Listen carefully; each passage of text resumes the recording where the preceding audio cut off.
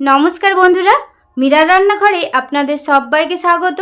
আজ কুমড়ো পাতা দিয়ে বানিয়ে নেব দারুণ একটা রেসিপি।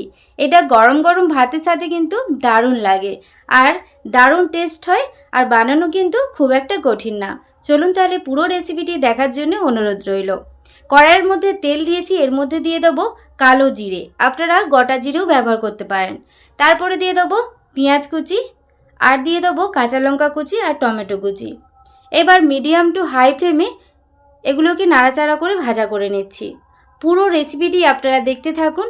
রেসিপিটি বানানো যেমন সহজ আর খেতে দারুণ টেস্ট হয়।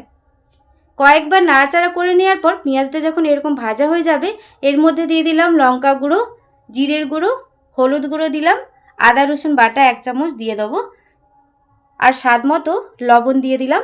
দিয়ে আবারও মিডিয়াম টু হাই ফ্লেমে এটা নাড়াচাড়া করে নিচ্ছি। আর এখানে লবণটা দেওয়ার কারণে এখানে কোনো রকম আমি জল ব্যবহার করলাম না।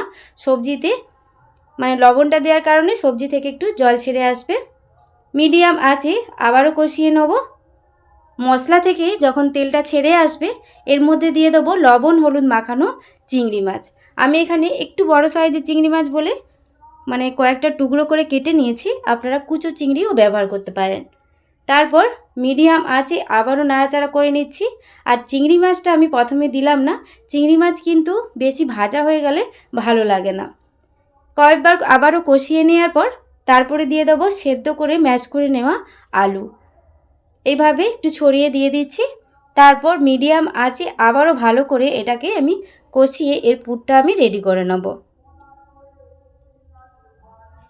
কয়েকবার নাড়াচাড়া করে নেওয়ার পর দেখুন পুরটা এখানে রেডি হয়ে গেছে। এরকম দলা অবস্থায় চলে এলে এবার এটা আমি নামিয়ে নেব। নামিয়ে পুরটা আমি ঠান্ডা হতে দেবো।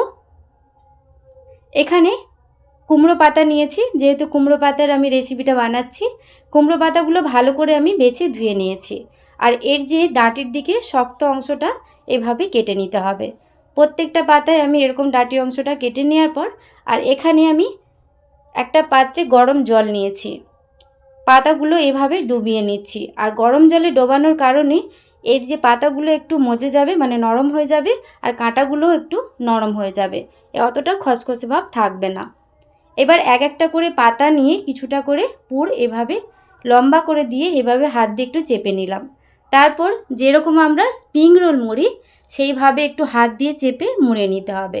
দেখুন আমি যেরকম বানাচ্ছি এইভাবে মুড়ে নিতে হবে। এইভাবে আমি সবগুলো বানিয়ে নেব। দেখুন দেখতে কত সুন্দর লাগছে। আপনাদের বোঝার সুবিধার্থে আরেকটা বানিয়ে দেখাচ্ছি। আমার চ্যানেলে আপনি যদি নতুন হয়ে থাকেন প্লিজ আমার চ্যানেলটি সাবস্ক্রাইব করবেন, আর পাশে থাকা বেল আইকনটা পুশ করে দেবেন আমার নতুন ভিডিও পাওয়ার জন্যে। এভাবে সবগুলো বানিয়ে নেওয়ার পর এখানে একটা বেসনের ব্যাটার বানিয়ে নেব। তার জন্যে কিছুটা আমি বেসন নিয়েছি, স্বাদ মতো লবণ দিয়ে দিলাম আর হলুদ গুঁড়ো দিলাম। অল্প অল্প জল দিয়ে একটা ব্যাটার বানিয়ে নিচ্ছি। আর ব্যাটারটা খুব ঘনও হবে না আর খুব পাতলাও হবে না, একটা থকথকে ব্যাটার বানিয়ে নিচ্ছি। তারপর এটা ভালো করে কিন্তু ফেটিয়ে নিতে হবে। আপনারা চাইলে এই ব্যাটারের মধ্যে একটু লঙ্কা গুঁড়োও দিতে পারেন। এখানে দেখুন ব্যাটারের ঘনত্বটা এরকম রেখেছি। এটা আমার হয়ে গেছে। এবার এটাকে আমি তুলে নিচ্ছি। আগে থেকেই কড়াই তেল গরম বসিয়ে দিয়েছি। তেলটা যখন ভালোভাবে গরম হয়ে যাবে, লাউ পাতাগুলো এক একটা ওই ব্যাটারের মধ্যে ডুবিয়ে তারপর ওই তেলের মধ্যে দিয়ে দেবো।